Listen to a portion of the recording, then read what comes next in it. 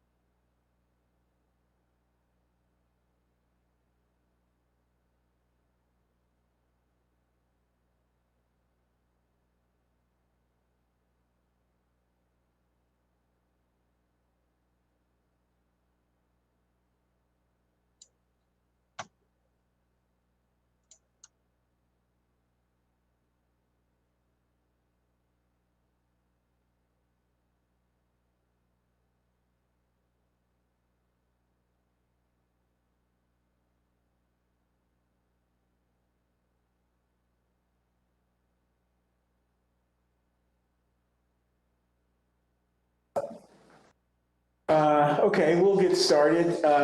Good morning, everyone. Happy New Year. Hopefully, you and your family had a wonderful Christmas and got off this year. Got off to a great start. Um, Last year was our inaugural year for these Development Services Task Force meetings, and of course, we're going to continue that this year. It is our way, Development Services way of engaging, and hopefully we can drill down to as you need so that we can make sure that you have a good understanding of how our processes start and how they finish. It shouldn't be a mystery. We should be as transparent as possible, and that's really what we're trying to do here. Additionally, as you know, hopefully all of you received our newsletter, the inaugural newsletter, which we sent out last month, I think. We've gotten some great responses. It also is very informative. It has some information in there. We said we do that quarterly, but we have so much information and things change here so rapidly. As many of you know, we probably will go to bi-monthly. But anyway, if you didn't receive that and you're not on our mailing list, please reach out to Bobby Ray and we'll certainly get you connected. So we are trying to improve how we engage, and we're going to continue to do that. So look for other ways as we go through this year. I wanted to start this Development Services Task Force meeting out with reintroducing you all to our leadership team, the Development Services leadership team. This is the team that you can reach out to that should be close to your issue without necessarily reaching out to Nina or Michael or me, which you still can do, or Bobby Ray, but you need to know the other people who are in charge of certain areas so that you can engage with them accordingly, right? So Al Raymond, I am Director of Development Services. I have Michael Dice, who is over our building division. That would be all things building related, plan review, inspections, and the front counter. And of course, Nina Nixon Mendez is over the land development section, and that would be plating, zoning, public improvements, all things land development. So in that regard, we've established, and I've been very successful. I think we're almost complete with establishing a layer of management that understand our business, that understands the business of development services, that can connect and engage with you when you need assistance. So let me start by introducing that level of management on the building side of the house. We've got Luke Fry. Luke Fry is our deputy building official. He started a few months ago. It seems like 2 years ago for him. Luke Fry is over plan review and over inspections. We have a lot of challenges with those departments, but the new leadership, hopefully you'll begin to see improvement in that group, and we're very excited to have Luke here. On that same side of the house, we have Yvette Wallace. She's recently been promoted to Development Services Administrator for our building division. And Yvette is over the front counter, over our call center, over our receptionists. As many of you know, we receive lots of calls on, hey, why was my inspection scheduled? No one's answering my call, just whatever. So again, under new leadership, you should see improvement, immediate improvement in those areas. And that's exactly why we needed this kind of staff leadership in those areas. On the land development side of the house, many of you know Andrew Demas. Andrew has been promoted to Development Services Administrator for land development maybe several months ago. I'm not sure if we ever pushed it out to the world, but Andrew's been here a while, has lots of experience, a wealth of knowledge. Andrew oversees the zoning and the platting and all things related to zoning and platting. We have finally reeled in, after a long time of fishing, our engineer 5, right? He's going to start in a couple of weeks. His name is Brett Flint. And Brett will be over public improvements and, of course, all things dealing with public improvements. And, of course, on the land development side of the house is the policy administrator, which covers things like the UDC, legislature, information bulletins, SOPs for the entire department. That's a position that Yvette vacated. So we know that we're posting for that, but we need to fill that position as well. But when that position is filled, all of the leadership role of development services should be complete, right? And then you'll have names and numbers and individuals to reach out to when you have challenges in your projects, or even if you have questions.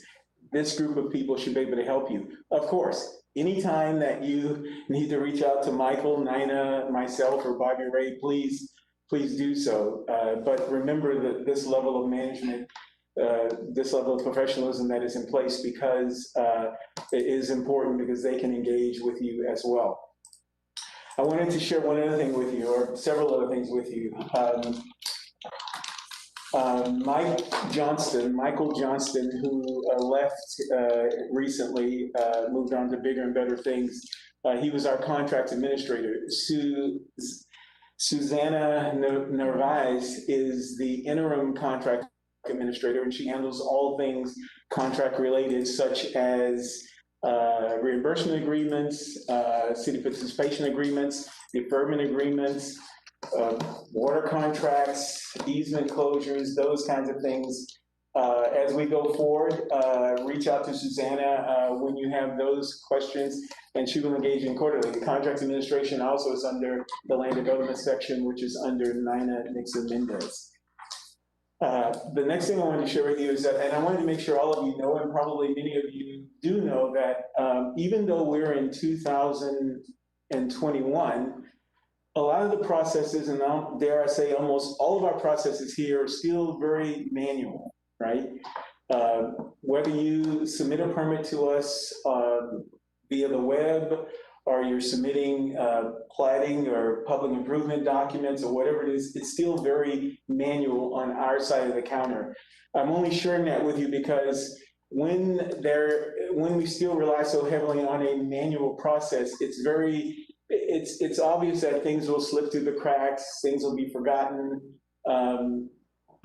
missed, because, you know, the manual nature of what we do, that's inherent in of manual processes, right? This is why we are always adjusting and tweaking and changing, trying to be more efficient. The more efficient a manual process is, the better it is overall.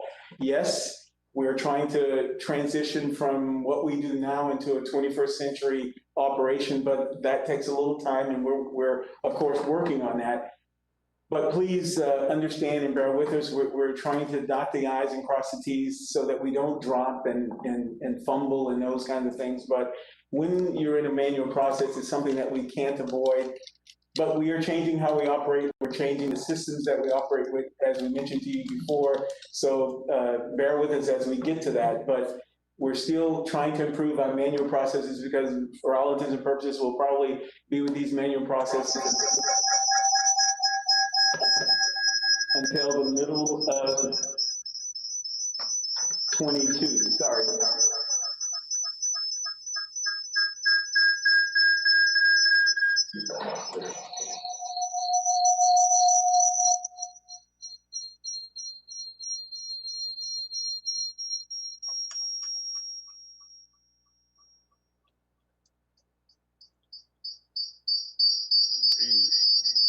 Can you guys mute your mics? Somebody with a hot mic we're trying to find.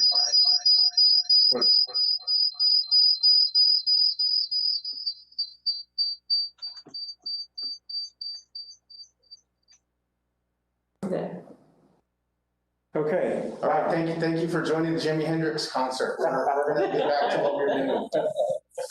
Thank you very much. So we're trying to improve our manual processes. We'll transition from that, but we'll be dealing with the manual way we do business for you know, a little bit longer. So as we try to improve, please bear with us as we make the adjustments to move into the 21st century, so to speak. The other thing is, before we get started with the program, I wanted to share with you all that I'm sure is the elephant in the room. Many of you know, and even we received emails from the community saying, oh, look, Joe quit, I heard Sally quit, or whatever. So I want to start by saying, yes, when the year closed in 2020, a lot of people have transitioned out of development services. You know, which is great. We see that as an opportunity. So you don't have to, those of you who are thinking, hey, I've got to call Steve, you know, my boss, and say, hey, people are leaving that, you know, that ship like a, you know, burning building or something. We are aware that we need staff, right? And so I wanted to make sure that you knew that we have postings out. We have a search for staff in 3 different areas, right? We've closed some postings, and we're going to conduct interviews here shortly. We have some things posted, and we will further post for all the positions in every section of the department. As a result, sometimes our performance, due to lack of staff, kind of suffers, but we try to mitigate that with us staying late, everyone, you know, doing the things that they can to try to stay within the performance metrics that we've established for ourselves and for the department. So I wanted you to know we're aware of that. We're working on that. Hopefully we're closing the gap to mitigate that shortly. So again, bear with us just for a little bit until we can find the right people we need that understand the business of development services, so that collectively we can move the operation forward. So without further ado, we'll get into the presentation. We'll start, I guess, first with land development. Good morning, everybody.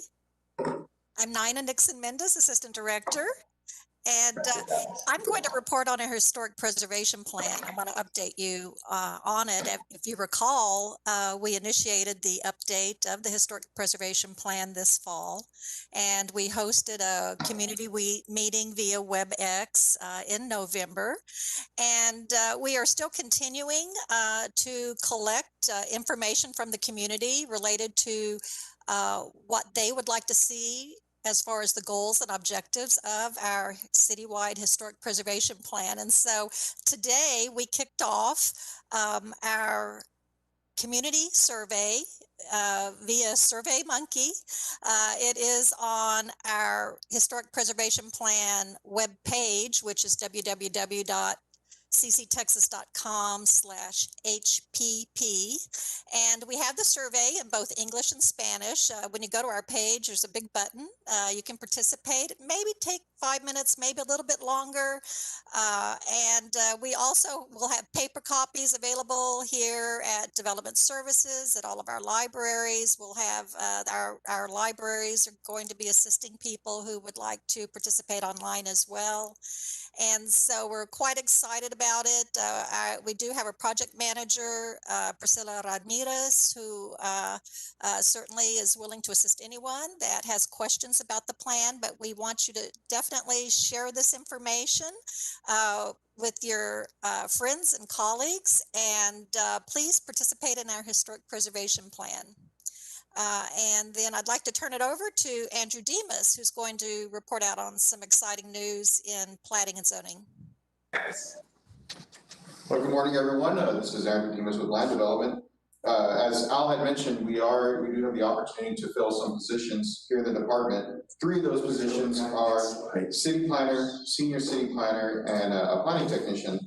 So the city planner and senior city planner, we are in the process of conducting interviews within the next 2 weeks. These 2 positions will be directly involved with both the zoning and plating process. Of course, I'll still be involved directly, but the upside of this opportunity is there will now be 3 of us able to present zoning cases. That gives us the ability to expedite and streamline that zoning process as well as plats.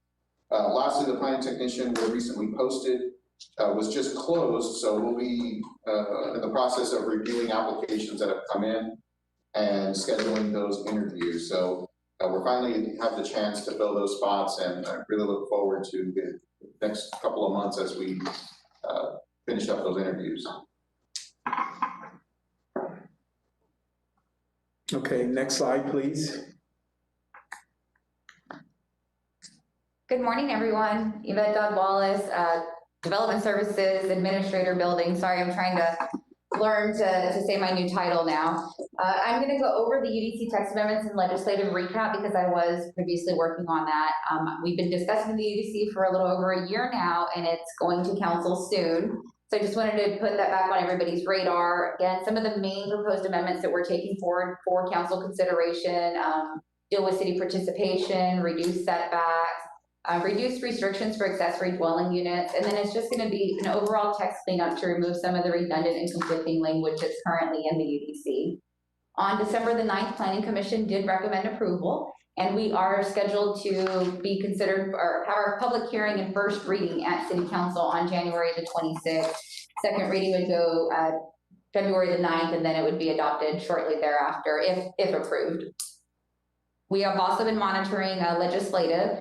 And to date, so this is as of yesterday, there have been 1,037 House bills filed. Out of those, we're watching 24, and 266 Senate bills filed, and we're watching 4 of those. Some of the ones I wanted to bring to everyone's attention that I feel could impact our community and development services and even our trades is one of the recommended legislative amendments is to prohibit a jurisdiction from collecting a registration fee for mechanical contractors. As you may or may not be aware, we already do not collect fees for electrical and plumbing contractors, so adding the mechanical contractors is just kind of in line with our other trades. And the next one is to allow casino operations in coastal communities that would provide additional monies for residential windstorm and catastrophic flooding assistance within those areas. That would be a significant change to our area. I don't know what our position is on that one yet. We all know that TWIA does need some financial assistance, and then with all of the hurricanes that Texas has been hit with here recently, flood insurance also needs that additional money. So we'll be visiting with that throughout the process and bring you further updates throughout it. And just so you guys know, we'll be working with IGR and Tammy, I believe she's on the call as well, but we'll be working with them to present support or opposition to any bills we see affects the business process that we have at the legislature. I know the legislature this year is going to be a little odd with the COVID protocols that they're going to have. So We may not be up in Austin as much as we would like, but we will still be active and participating at a department level, working with the IGR department to make sure that we're on top of things, and we'll relay the information that we see filed through these meetings as well as our website, just to make sure that you guys are also aware of anything. If you may have missed something, we want to make sure that everything's transparent and helpful to us as a community, so we can all work together to make sure that we have good things in place to keep the community going. Very good. Thank you. Next slide, please. Good morning, everybody. This is Susanna Narvaez, the interim contracts and funds administrator. And for the trust fund balance, as of November 30th, there has been no changes from our previous meeting on December 11th. Therefore, our available combined trust balance is $1,234,604.30. And then below that number is our individual trust fund balance breakdown. And can we go to the next slide, please? And then as far as the city participation, available balance in the participation fund as of December 31st, with the bond of 2012, 2016, and 2018, our available funds are $2,497,759.83. Currently, there are no developer participation funds allocated for 2020. Bond initiative, city participation activity for the year of 2020, none as of December 31st. And of course, pending are the same from last month, which is Cayo del Oso, Section 4, South Side Ventures, Royal Oak Future Units, and that would be a PUD and a detention pond. And then Calico Estates Unit 5 with a detention pond and drainage. And of course, the costs are right beside each one of those projects. All right, next slide, please.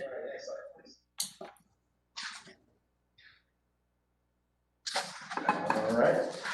So for the building division update, this is Mike Dice. Again, we'll have Yvette talk about the front counter and customer advocacy section and the updates that are going on there. Luke will jump in with some plan review items, such as some reorg in the staff, as Al alluded to earlier. Again, some requirements for residential drainage drawings. We'll talk about some inspection issues that we've had. The code adoption that we brought up in past meetings, where we're going to be at for the 2021 ICC codes and the 2020 NEC code, where we're pushing that back. We'll talk about that in a little bit. And again, the staff hires and interviews, we are definitely focused on getting the best staff that we can have here. We've recently hired Holly Childers as a building inspector to help out with our building inspections, and we're currently beginning the interview process for our DSD compliance inspectors, senior inspectors, which have recently vacated, and plans examiners that will help out in all of our plan review. So next slide, we'll have Yvette tell you about the front counter operations. So everyone, Yvette Dodd-Wallace again. So I was recently promoted to this position, so Development Service Administrator for Building, overseeing front counter operations and also customer advocacy, which would be our call center and our receptionist.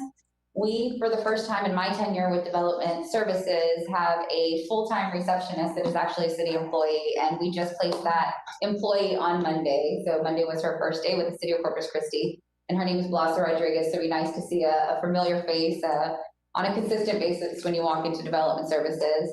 I will also be interviewing in the upcoming weeks for 3 permit technicians, and this will help us, once they get fully trained, to work with efficiency to get the permits out in a very timely manner. Right now, we strive to do that daily, but having 3 additional permit technicians would really help processing.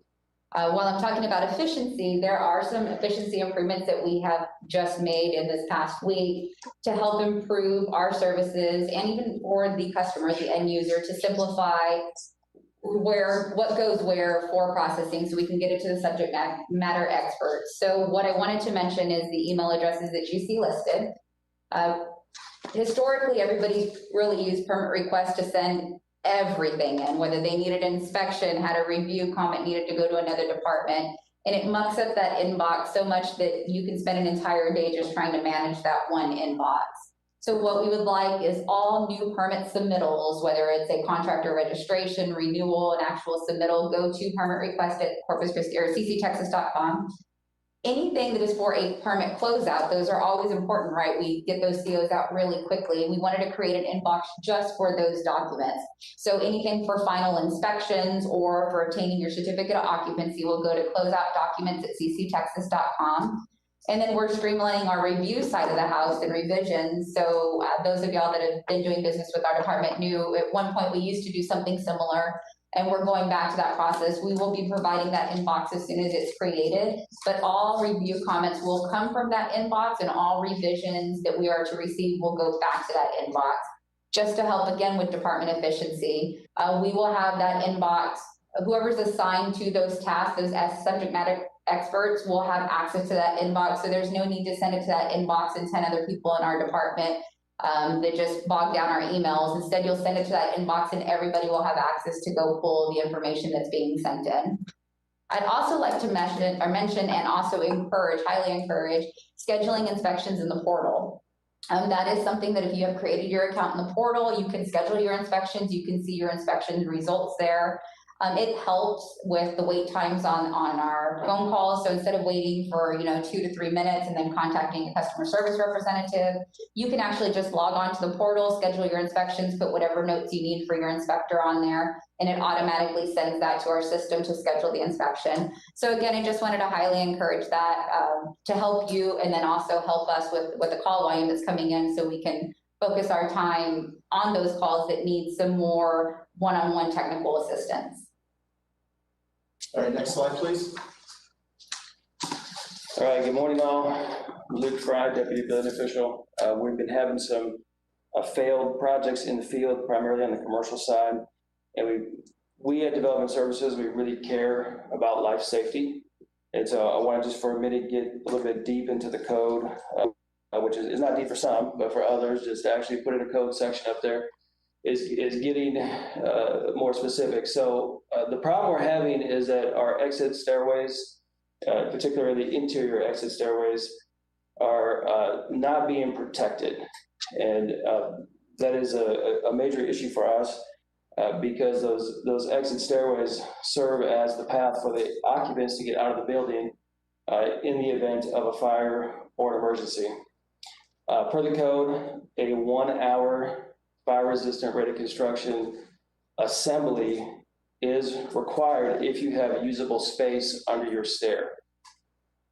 There are some exceptions for residential. So again, this is primarily aimed at the commercial group. And I would like to give a little bit of space during this time for anybody to ask questions. If we have some commercial contractors, I think we do have some commercial contractors on the call. Does anybody have any questions about the understair storage and protection of the stairways?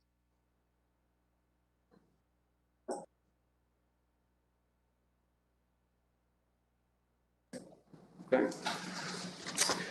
Very good. So be advised that we'll be asking for that and calling that out in plan review, and we will be requiring that during our inspection stage.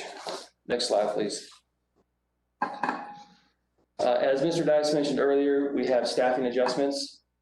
We've shifted Katie Chapa to now work with the front counter staff working for Yvette. Mike Guerrero is your current contact for the Chief Plans Examiner for plan review. William Whitlift is your contact for plumbing and mechanical inspections. Frank Garza for electrical inspections. And as Mike mentioned, we also have a new inspector named Holly Childers. You'll be seeing her on your job sites. And we have more on the way. We have inspections next week and in the following weeks so that we can continue to get staffed up, as Mr. Raymond had mentioned. And as always, please contact me if you have questions. Next slide, please. The code adoption cycle, we've already began the conversation with the home builder. Association, and we intend to get with the commercial contractors as well in a more intimate setting to discuss the code changes and the training that will be needed for this code cycle change. But our intention right now is to adopt the 2021 codes and the 2020 National Electric Code in the summer of 2022. That should give us plenty of time to transition in a way that's not disruptive to the community, but also effective for us. Do you have any questions on that? Okay. Next slide, please. Okay, another issue we're having with commercial inspections. Type 1 and 2 construction, that is non-combustible construction. Non-combustible construction in general is not allowed to have wood, which is a combustible material, in those buildings. At inspection stage, we're seeing a lot of wood framing, a lot of wood stairs, a lot of wood subflooring, other items that are not allowed. Now, if you go to Chapter 6 and Section 603, please read it carefully when you look at it. There are stated exceptions, and there's many of them. And then there's also provisions for fire retardant treated lumber that can be used in those buildings. At any time, you can reach out to me if you have questions about that. But per the code, that is very problematic to put combustible materials in a non-combustible building. And again, if you don't understand it, please contact me, contact Mike Dice, Mr. Raymond, and we can go through that, because we don't want to get to the inspection stage and have to ask you to remove it, or ask you to have it protected, or have an alternate method or means to try to gain compliance with the code. Next slide, please. Okay, the drainage plan and inspections. Currently, we're not getting a drainage plan at plan review stage. We are checking for drainage in the field. It is Development Services' goal. It's our ideal and our desire to have a drainage plan to follow up with our inspections. If you see what I have on the screen, that's an example drainage plan. It's not necessarily what we're going to adopt, because we haven't gotten to that stage yet. But drainage in this city is a problem. It's a major problem. And the complaints have not stopped. So we're trying to find a way to get a handle on this. And we've already reached out to one developer in our community to get some feedback. And we want to put this out now for everybody to see. And we need your feedback on it, please. But in short, we just can't continue to have lots that drain to the neighbor's property, or drain to a commercial business, or whatever it is. We need to get this water contained and go into an approved source. The code calls out an approved source, which in this instance, or in most instances, is the stormwater drains in the street. Now, this is a hot topic, so again, I'm going to ask, does anybody have questions on the drainage plan and inspections and our goals for that?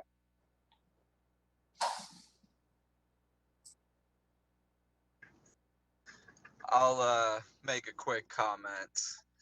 So as far as the drainage plan detailing, I think again that's going to be the question and the heartburn that some of the builders, land developers will go through, and some of the topics that I've brought up in the past about new development rather than infill. And I hope that this is something, I know you guys will, but we'll have more in-depth conversation maybe when we have the next meeting. But it's going to be about the detail of the plan. So showing the directional concepts of where the water is going to go is one thing. Builders can do that. Showing the slopes and that information would probably require, an engineer to come out, and that was something that if you build on the island, you already experienced through the POA. It's a requirement that they've brought up a year ago to build out there, but what it's caused is about delay on starting actual projects. So what I would ask is that this just be looked at so it doesn't cause any delays, but obviously provides a solution, one of many solutions I think that the city needs to maintain drainage, whether it's a new development, an infill, a single lot, a development that is infill. I think there's just different reasons why the city has different drainage problems, and I would hope that all of those get looked at collectively before just saying let's make the builders do this and that might solve all the problems, because I don't think it will. So those are just my comments. Thank you. Thank you, Moses. And yes, we will meet with the builders and really the development community to talk about those two primary issues: infill development, which poses a problem, and of course new development. Right? When new subdivisions are platted and the same builder does it, we don't have generally as much of a problem when new subdivisions are platted and multiple builders come in and construct their homes. So yeah, we'll be reaching out to many people, and of course using you as our ace in the hole, as always. So thank you. Yeah, let me just say I appreciate that feedback, Moses, and you're right that this is not going to solve it all. We're just hoping that this will be one small step toward a community that's going to no longer have drainage issues, which is a lot to hope for, but I think we can get there over time. Okay, next slide, please. All right, as you all know, informational bulletin number 3. Or maybe you don't know, and that's why I'm bringing this back up, because I'm still getting feedback from customers that they've never seen this informational bulletin. This was published last April, or last March, last February, and it was effective April 6th. So I want to make sure everybody understands that this is in play. We have informational bulletins on our website. There's several of them. I think we have 9 to date. So if you haven't seen those, please reach out to anyone on the management staff, and we can get you directed to where those informational bulletins are for your review. But in particular about the informational bulletin, what I want to bring up on this one, number 3, is that we need approved plans on site. And we've been saying that for some time. I think majority of the home builders are doing that. We're still having some issues on commercial sites, and we're having issues on small remodel projects. So I think those are contractors who probably don't converse with us as much as the home builders do. But please, if you have questions, contact us. We'll get you directed toward these bulletins. Next slide, please. Okay, thank you, group. I'm excited about the team we're building here at Development Services. The people in their new roles, and just I'm just excited that I think we're finally I finally have the pieces in place, and we can move toward becoming a high performing organization. So let's see how we do in 2021. For our December revenues and expenditures, we had estimated that we'd be at about $1.5 million in revenue with the close of December. Keep in mind, with the close of December, that's 3 months into the new fiscal year for us, right? We actually posted $1.8 million in revenue, which is great. We're doing well in that department. However, our expenditures were about $2 million, which puts the gap there, obviously about 200 grand. There are many things, as we said in several meetings before. We're hiring staff, we're training staff, those kinds of things. We're doing a lot of things and not necessarily letting the how can I say, cost of things or the expense of things sort of hold us back. So I think that number will continue to, as I said last year, that number will continue to increase the negative number, right, for where our revenues are versus our expenditures, because of just some of the decision packages that we put forward and the changes that we've made. But we understand that. We're looking to mitigate that as we come into the next budget season. But all in all, I think we're doing very, very, very well. Announcements, I've kind of talked about a lot of things up front, but I'd like to make an announcement that I think is beneficial for us and it's good for you to hear. I want to focus on quality control, quality assurance with our staff here, the work that we do, how well we do it, plan review, inspections, the front counter, zoning, plating, public improvements, all of those are measurable activities that we have established. The management team has gotten together and established metrics that said, hey, this is really what we want to do. This is achievable, right?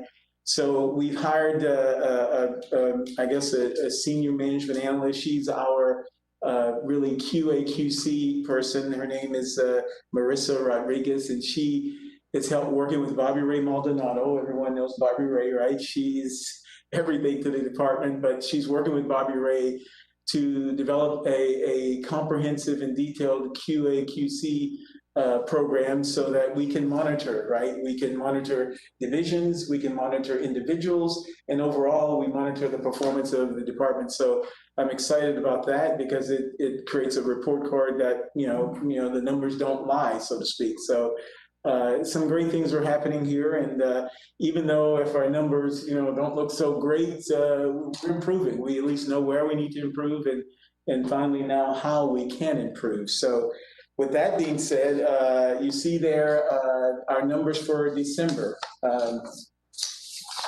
And I'll just go through these. And of course, if you have questions, you can obviously just shout out. But in the month of December, we took in 326 applications were submitted to development services. The total number of residential plans submitted were 257.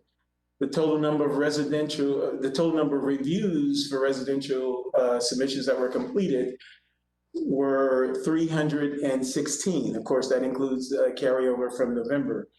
The average review time in days for residential, our goal is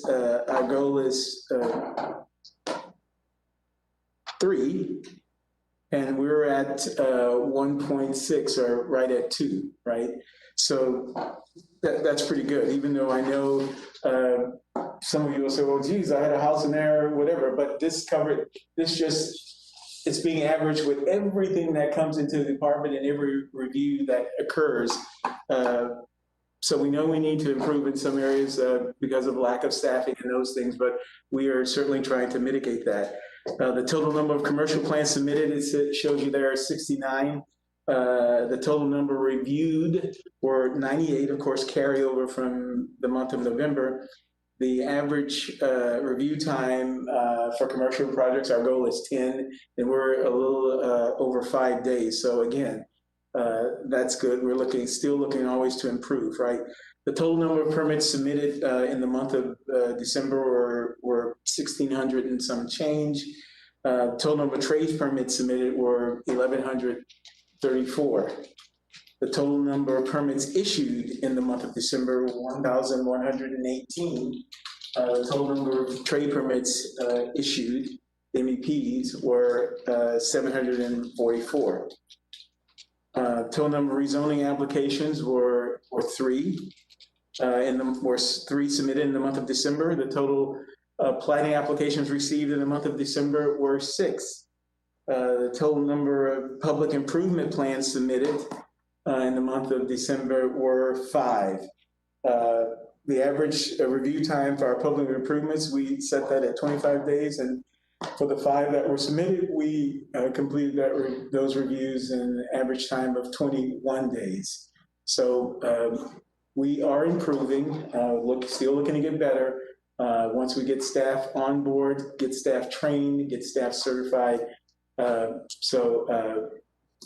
But it's still looking up. Next slide, please. Before you move on, I have a question. Sure.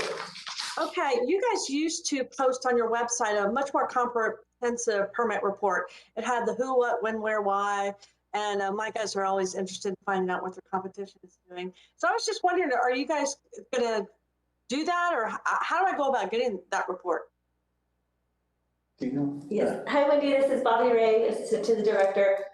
So every month we have what's called a comprehensive construction summary report that we've been doing. It's probably a lag time of a week after the first week of each month, right? So right now it is currently posted. What happens is there's two separate links. The first link just has an overall summary, and then the other link has the raw data. You're not the first one or probably the last that has asked that, but that is up and posted because I posted it myself. So if you need me to kind of send you an email each month to let you know, hey, it's posted, that's fine. That would be great. That would be great. And if I can't find it, I'll hit you up. Okay. Okay, awesome. But that's posted on. Okay, the next slide, please.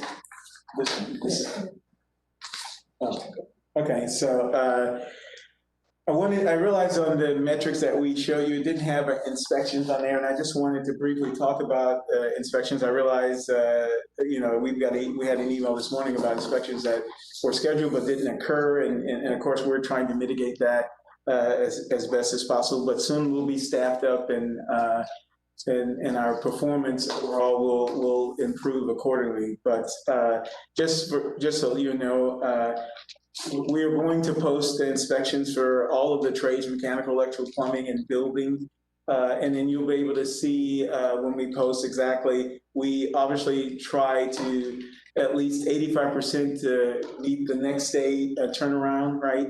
So we in 85%, you may say, well, geez, that's kind of a low number, but we want to crawl before we walk before we run. And as Luke kind of alluded to in his report, right, we've got a lot of training to do with our staff, in addition to getting everyone certified and to be very capable in the job that they do. So we're getting there. I'm excited about the work that we have done and excited about the staff because staff has kind of embraced and leaned into what we want to accomplish. But overall, it's not too bad, not too impressive, but it's okay, right? So mechanical inspections for the month of December, we did have 100% next day service. For our electrical inspections, which are 1,946, we're at 82% in terms of our turnaround. For plumbing, 2,448, we're at 99.6%, so that's pretty good. For building, and we know we're struggling in building because two of our inspectors left. Even Mr. Fry is having to engage, but as Luke said, we just hired Holly with a lot of experience in this field.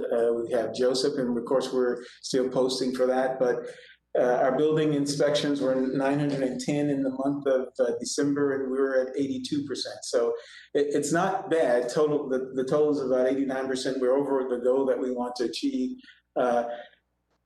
I really am glad we can handle the quantity, and I know that's pretty much what many people look at when we put up numbers, but we really want to focus on the quantity of what we do because that should be a happy marriage. So these are things that we're working on, and hopefully real soon you'll begin to see that yourself in the field. It's only right at 10 o'clock. Are there any questions for anyone out there on what we presented? Something that you'd like to talk about at our next meeting, or anything at all?